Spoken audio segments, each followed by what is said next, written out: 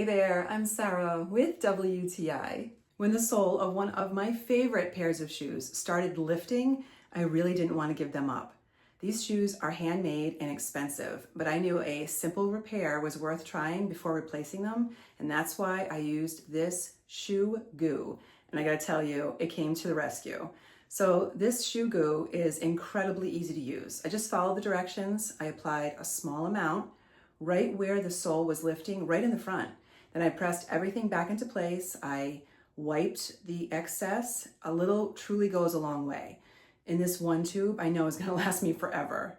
So once it cured, I had to leave it overnight in a vise. Shoe goo hardens fully in about 24 hours. So after letting them sit overnight, they were good as new and ready to wear again. I love finding simple fixes like this that help extend the life of things I already own, especially when it saves a favorite pair of shoes and an investment pair of shoes at that. So if you've got footwear you love and you don't want to part with them, this little tube might be exactly what you need. And that is my point of view.